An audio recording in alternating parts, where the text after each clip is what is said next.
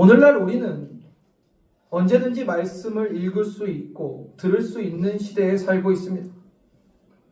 성경책을 가지고 다니지 않는다 할지라도 스마트폰만 열면 언제든지 성경 말씀을 볼 수도 있고, 심지어 성경을 친절하게 좋은 성우의 목소리로 읽어주는 기능까지 있습니다. 그뿐입니까? 훌륭한 목사님들의 설교를 언제든지 골라서 들을 수 있는 시대에 살고 있어요. 유튜브만 열면 얼마나 많은 설교 말씀이 쏟아지고 있습니까? 우스갯소리로 요즘 성도들은 본교회 담임 목사님과 유튜버 목사님이 계신다고 그래요. 그만큼 성도들도 유튜브에서 목사님들의 설교를 많이 듣고 있는 거죠. 그런데 생각해보면 이렇게 말씀은 차고 넘치는데 왜 이 땅에 진정한 말씀을 통한 부흥이 일어나지 않을까요? 분명 하나님의 말씀이 임하면 부흥은 있어야 돼요. 하나님의 말씀에 문제가 있을까요? 그렇지 않죠. 문제는 듣는 우리에게 있는 거예요.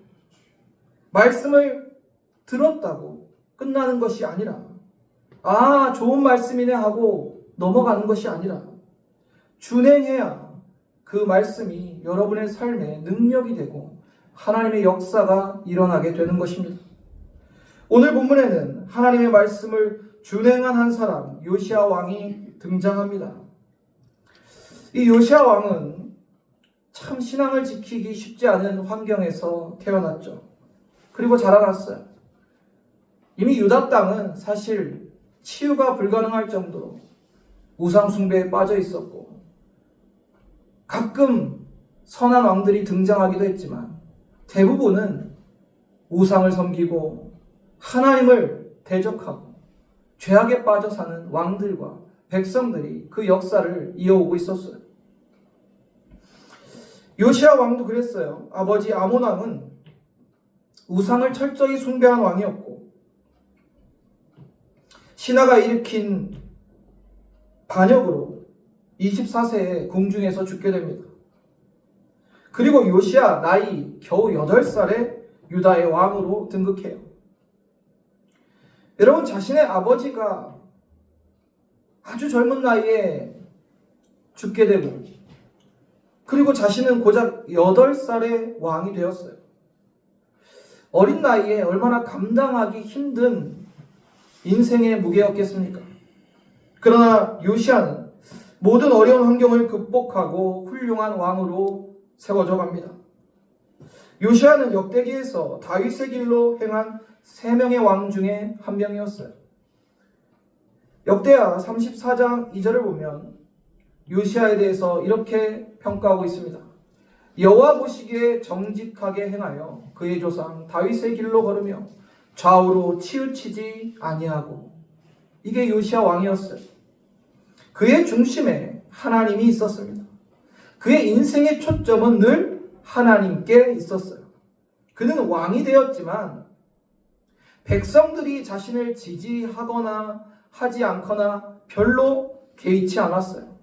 그의 관심은 오직 하나님 보시기에 옳으냐 옳지 않느냐를 보았습니다. 기준이 하나님이었어요. 여러분, 우리 인생 가운데 의지할 만하고 믿을 만한 것이 있습니까? 혹시 여러분 사람을 의지하시나요? 사람을 믿고 살아가시나요? 여러분, 사람은 결코 믿거나 의지할 존재가 아니에요. 아무리 나에게 잘해주고 아무리 나에게 힘이 되어줬던 관계라고 할지라도 하나의 사건만 터져도 철천지 원수가 되는 게 인간의 모습입니다. 돈을 믿고 살아갈 수 있을까요? 여러분, 물질은요, 언제든지 사라질 수 있는 모래와 같은 거예요. 누가 그런 얘기를 하죠. 돈은 있다가도 없고 없다가도 있다고. 돈을 의지하고 살 수도 없고, 건강은 또 여러분 자신할 수 있겠습니까? 제가 예전에 아는 한 분은 굉장히 건강을 자신하셨어요. 감기도 한 번 안 걸리고 병원도 한 번 안 가셨다고 건강을 얼마나 자신하셨는지. 그런데 그분이요, 어느 날 갑자기 질병에 걸리셨는데 처음 병원에 가셨대요. 그리고 죽으셨어요. 인간의 건강도 여러분 믿을 만한 게 못 되죠. 자신의 건강 자신할 수 있는 사람이 어디 있습니까? 우리는 하나님을 바라보고 살아야 돼요. 하나님을 의지하고 살아가야 돼요. 우리의 반석 되시고 방패 되시는 분은 오직 하나님이세요. 인생에 여러분 무엇을 의지하고 살아가십니까? 그리고 요시아는 하나님만 의지하고 하나님 말씀을 준행했던 왕이었어요. 오늘 요시아 왕의 삶을 통해서 우리의 삶에도 어떻게 이 말씀을 적용할지 함께 확인해 보고자 합니다. 첫 번째는 하나님 말씀에 반응해야 됩니다. 역대기 34장에 요시아의 종교개혁으로 실행된 우상 제거와 성전 수리 사역이 기록되어 있어요. 그리고 결정적으로 그 개혁을 성공적으로 마칠 수 있었던 것은 율법책의 발견이에요. 그 일을 통해서 개혁이 이루어졌음을 오늘 본문은 말씀하고 있습니다.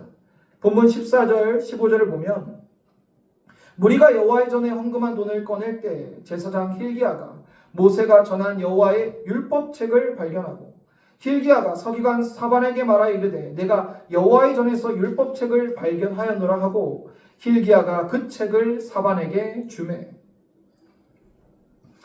제사장 힐기야가 성전 안에 연복궤 속에서 성경책, 오늘날로 말하면 성경책이죠. 율법책을 발견했어요.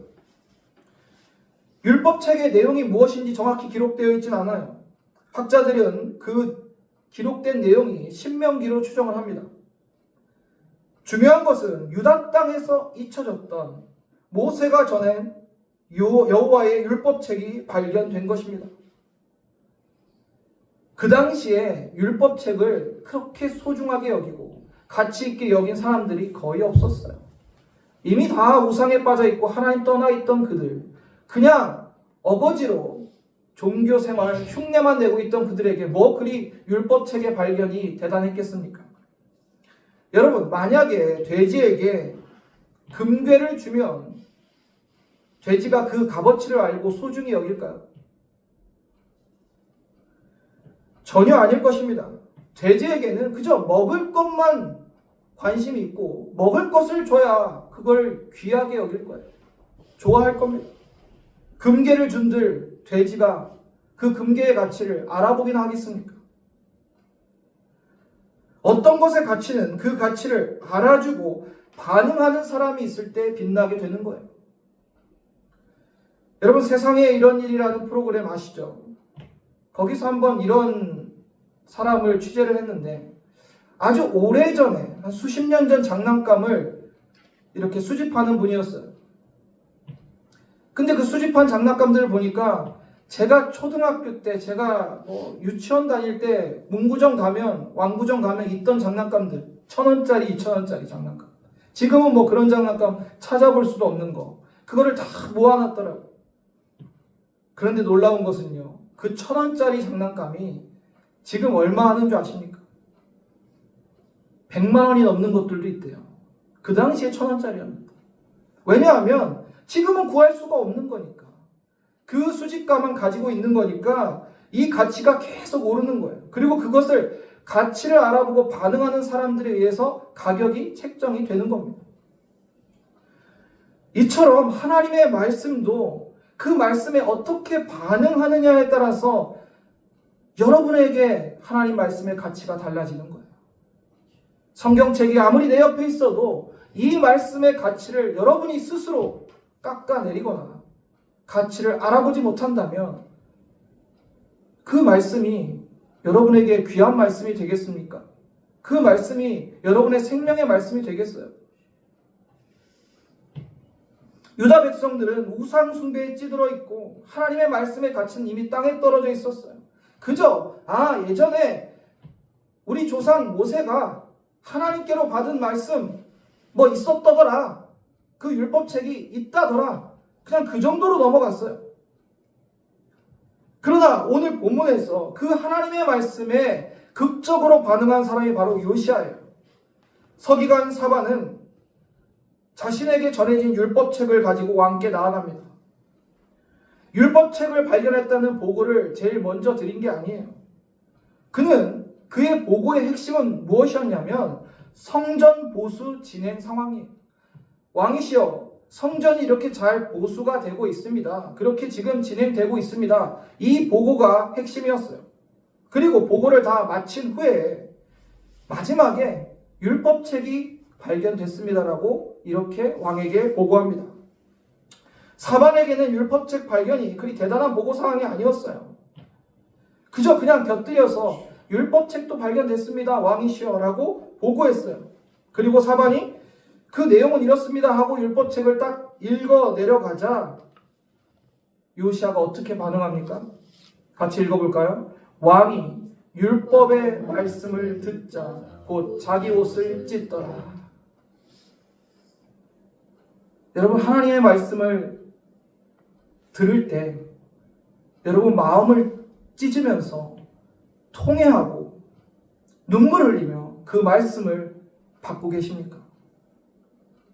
그저 매일 듣는 말씀, 그저 내 옆에 늘 있는 그런 말씀, 가치를 깨닫지 못하니 우리가 반응도 안 하는 거예요.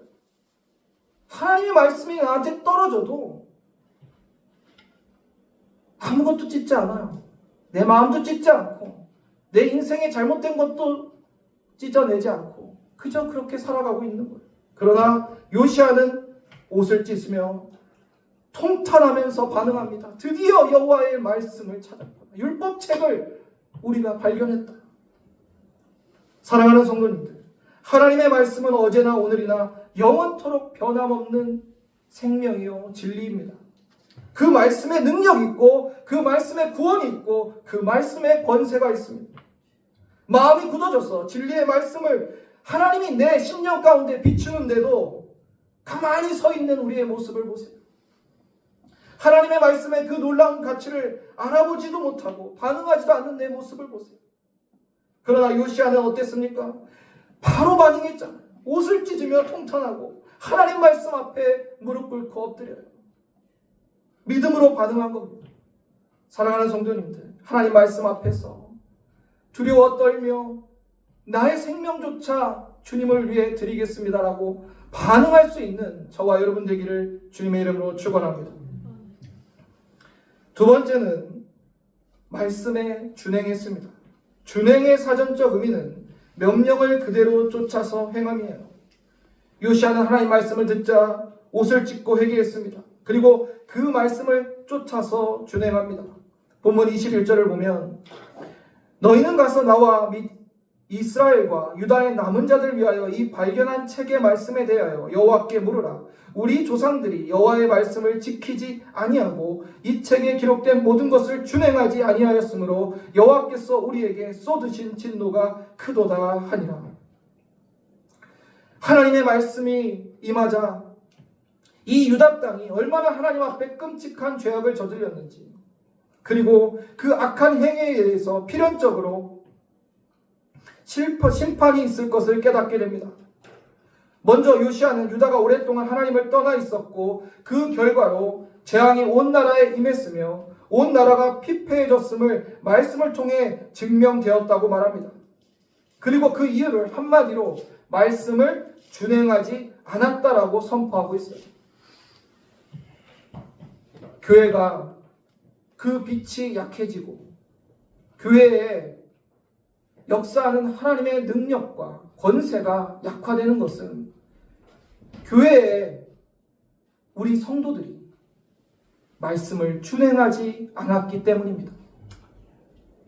우리가 말씀을 준행했다면 어떻게 교회가, 주님의 교회가 조롱받을 수 있겠습니까? 지금 유다 땅도 그랬어요. 성전이 우상으로 도배가 되고 나라가 죄악에 빠져서 허우적거리고 있을 때 요시야는 한마디로 이야기합니다. 이 나라, 나와 이 백성들이 하나님의 말씀을 준행하지 않았기 때문에 이게 우리에게 심판으로, 진노로 임할 것이라고. 그리고 다시 말씀 앞에 서기를 간절히 호소합니다. 그리고 하나님의 말씀이 선지자 훌다에게 임합니다. 유다에게 재앙은 피할 수 없음을 말씀하시고 요시야가 개혁을 주도하고 있었지만 유다 백성의 죄악은 이미 손 쓸 수 없도록 심각하다는 것을. 그러나 요시야는 그럼에도 불구하고 말씀에 반응하고 준행하기 위해 몸부림쳤습니다. 그리고 하나님께서는 요시야가 살아있는 동안 심판을 내리시지 않겠다고 말씀하십니다. 훌다의 예언을 전해들은 요시야는 즉시 성전에 올라가 언약책의 모든 말씀을 낭독해 백성들에게 들려줍니다. 30절 함께 읽어볼까요? 30절입니다. 여호와의 전에 올라가매 레위 사람들과 모든 백성이 노소를 막론하고 다 함께하니라. 왕이 여호와의 전 안에 발견한 언약책의 모든 말씀을 읽어 우리의 귀에 들려주고. 아멘. 하나님의 말씀을 온 백성들에게 들려주는 것, 그게 요시야가 이 말씀을 받은 이후에 가장 중요하게 생각했던 거예요. 요시야는 유다 모든 사람과 예루살렘 거민 그리고 제사장 레위인들 모두를 예루살렘에 불러 모으고 자신이 받은 하나님의 말씀을 그들에게도 읽어줍니다. 그들도 그 말씀을 통해 깨닫고 회개하고 다시 하나님의 은혜를 경험하기를 원했기 때문이에요. 아무리 심각한 죄에 빠져 있다라 할지라도 하나님께 회개하고 돌아오면 하나님은 자비를 베푸시는 하나님이시기 때문이에요. 그리고 요시야는 백성들과 함께 언약을 체결하고 하나님께 순종할 것을 맹세합니다. 본문 31절 32절에 왕이 자기 처소에 서서 여호와 앞에 언약을 세우되 마음을 다하고 목숨을 다하여 여호와를 순종하고 그의 계명과 법도와 율례를 지켜 이 책에 기록된 언약의 말씀을 이루리라 하고 예루살렘과 베냐민에 있는 자들이 다 여기에 참여하게 하매 예루살렘 주민이 하나님 곧 그의 조상들의 하나님의 언약을 따르니라. 하나님과의 관계를 회복하고 더 이상 하나님을 떠나 하나님을 배반하는 삶을 살지 않겠노라 약속하는 거예요. 그리고 새로운 약속과 함께 요시야 왕은 우상을 제거하고 모든 사람으로 하여금 여호와 하나님을 섬기며 말씀을 준행하게 하였습니다. 본문 33절 이와 같이 요시야가 이스라엘 자손에 속한 모든 땅에 가증한 것들을 다 제거하여 버리고 이스라엘의 모든 사람으로 그들의 하나님 여호와를 섬기게 하였으므로 요시야가 사는 날에 백성이 그들의 조상들의 하나님 여호와께 복종하고 떠나지 아니하였더라. 아멘. 그렇게 다시 말씀 앞에 선 요시야와 유다 백성들은 하나님의 은혜를 경험합니다. 요시야가 사는 날 동안 유다 땅에 심판은 없었어요. 정말 손 쓸 수 없는 죄악에 빠져있던 그 백성들도 다시 한번 하나님 말씀 앞에 섰을 때, 준행했을 때 크신 은혜를 베풀어 주신 것입니다. 이것이 말씀의 힘입니다. 한국교회는요, 말씀을 사랑하는 교회였어요. 초기 한국교회 때 번역된 한글 성경이 없어서 선교사님들에게 빨리 우리도 번역된 성경을 좀 보고 싶습니다라고 서둘러 달라고 요청했던 성도들이 바로 우리 한국교회 선배들이었습니다. 그리고 한국교회 부흥도 성경을 연구하는 사경회를 중심으로 일어났어요. 말씀 앞에 나를 비춰보고 자신들의 죄를 보고 가슴을 치며 회개했어요. 그때 이 땅에 복음의 물결이 시작되었습니다. 오늘날 한국교회 예배 시간에 설교 말씀이 선포될 때 가슴을 치며 회개하고 눈물을 흘리는 성도들이 얼마나 되겠습니까? 요시야의 말씀을, 요시야가 말씀을 준행하는 그 모습을 우리가 기억해야 됩니다. 회개하고 결단하고 말씀을 듣고 가만히 있는 것 아니라 실제로 준행하고 그 말씀 앞에 반응했던 그 모습이 우리 한국교회의 첫 모습 아니었겠습니까? 어느 목사님이 서울에 문제가 많은 교회에 부임했대요. 무슨 문제였는지 저도 다 모르겠어요. 분명한 건 여러 가지 문제가 있었대요. 그런데 그 교회는 담임 목사님들이 1, 2년만 목회를 하면 다 도망친대. 보따리 싼대. 너무 교회가 문제가 많아서 뭐 해결이 안 되는 거예요. 그러나 그 목사님은 꾹 참고 한 번에 40분에서 50분 정도 강해 설교를 7년 동안 했답니다. 하나님의 말씀을 바르게만 선포하면 반드시 변화가 있을 것이다 라는 확신이 있었기 때문입니다. 그렇게 복음적인 강해 설교를 8년 정도 하자 교회가 조금씩 변하기 시작했대요. 왜냐하면 그 전에 그 강단에서 비복음적이고 비본질적인 것들이 선포되고 있었던 거예요. 어떻게든 빨리 문제를 봉합하려고 사람의 노력도 있었겠죠. 그러나 하나님의 진리의 말씀이 강단에서 계속 선포되자 그 말씀이 성도들의 심령에 꽂히고 성도들의 심령에 변화가 일어나기 시작한 거예요. 그렇게 9년 정도 되니까 온 성도가 우리 교회가 달라졌다라고, 정말 좋은 교회가 되었다고 공동체가 고백하게 되었답니다. 여러분, 이것이 하나님의 말씀의 능력이에요. 오늘날 사탄은 나라와 민족 그리고 교회에 계속 분열과 다툼을 일으켜요. 그럴 때일수록 우리는 하나님의 말씀에 생명을 걸어야 돼요.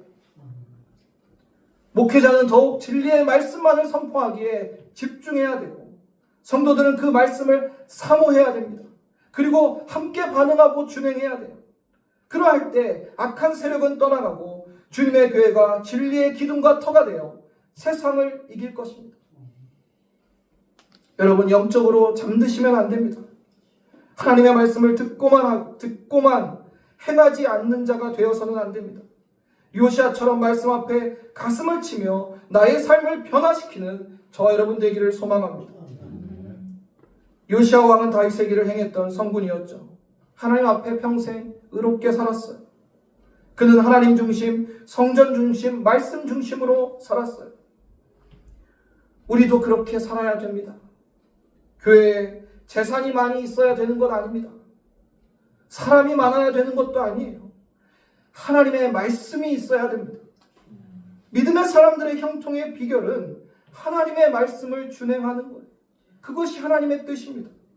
신명기 29장 9절 함께 읽어보겠습니다. 그런즉 너희는 이 언약의 말씀을 지켜 행하라. 그리하면 너희가 하는 모든 일이 형통하리라. 아멘. 우리는 주님이 주신 말씀을 지켜 행해야 됩니다. 그리하면 우리도 하나님 중심, 교회 중심, 말씀 중심으로 살아가게 되고, 요시아처럼 하나님의 은혜를 경험하고 우리 교회도 새롭게 변화되고 우리 성도들도 새롭게 변화되어 하나님 기뻐하시는 삶을 살아갈 줄로 믿습니다.